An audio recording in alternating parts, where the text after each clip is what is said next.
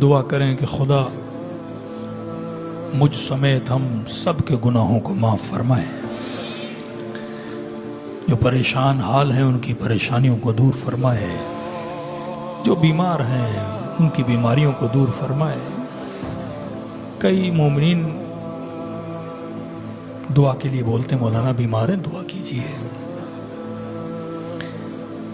کچھ مصائب ایسے ہیں کہ جن کے لیے ہے کہ مریضوں کو بٹھاؤ اور یہ مصائب پڑھو، اللہ شفا دے گا۔ میں نے کسی مجلس میں شیخ کافی کے بیٹے کا پڑھا تھا۔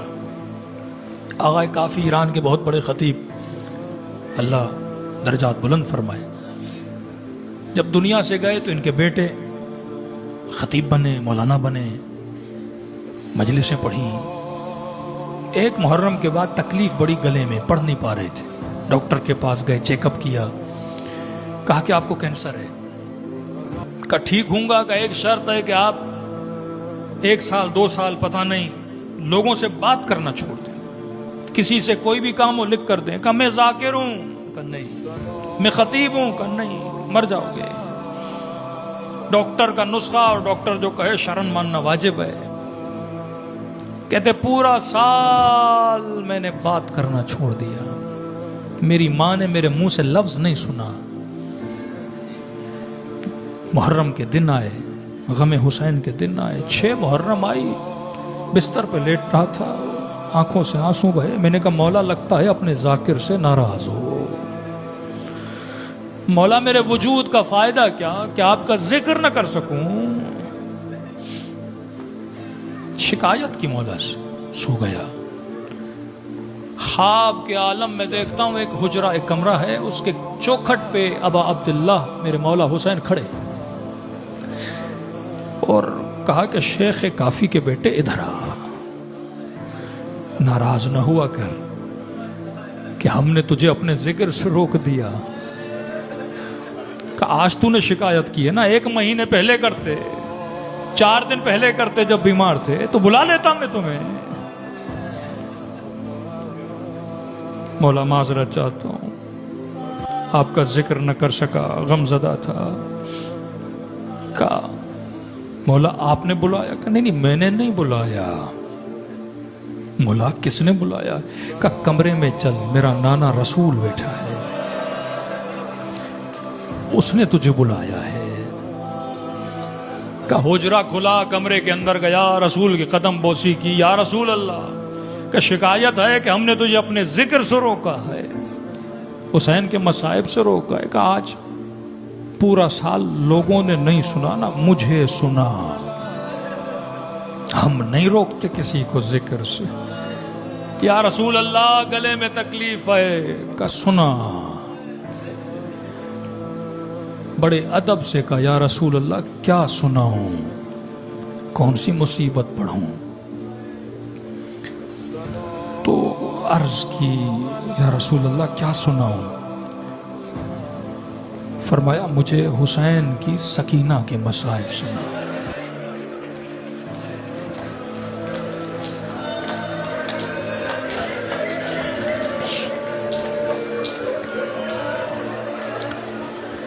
آغا کافی کے بیٹے کہتے ہیں وجود لرز گیا،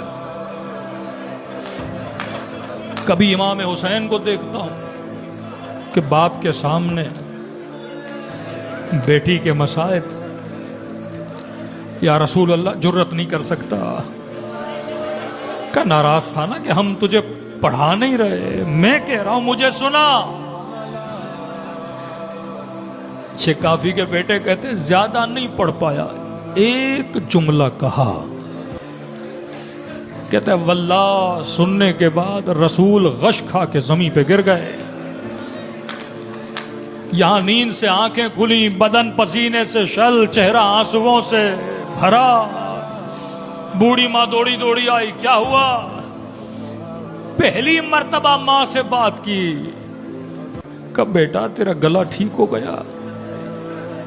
کہ اماں رسول خواب میں آئے، امام حسین خواب میں آئے، مجھ سے ذکر سنا، میں نے سنایا۔ ماں جلدی ہاسپٹل لے گئی، چیک اپ کرایا، شفا کا کینسر ہے ہی نہیں۔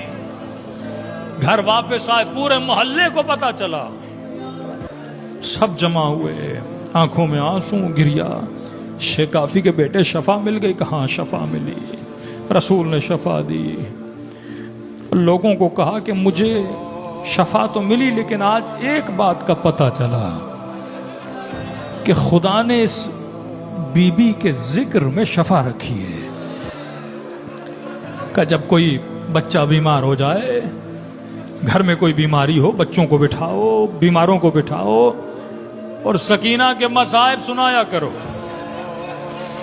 کہ مجھے شفا ملی تو تمہیں بھی ملے گی۔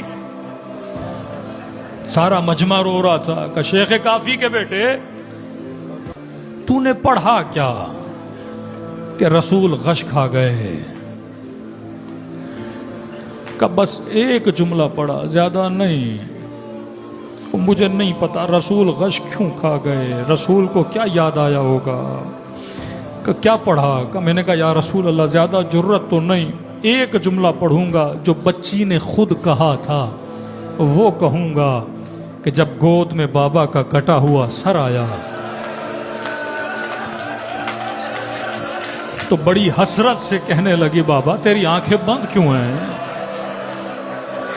بابا میں نے نہیں دیکھا کبھی باپ بیٹی سے شرمائے، بابا ذرا آنکھیں تو کھول۔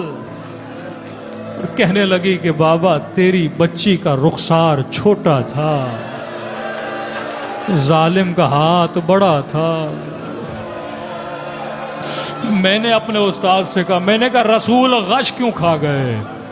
کہا کیونکہ ایک بیٹی کا سن رہے تھے کہ بابا رخسار چھوٹا تھا، ظالم کا ہاتھ بڑا تھا، کہ رسول کو وہ گلی یاد آئی ہوگی جب کسی نے فاطمہ کو تماچا مارا ہوگا۔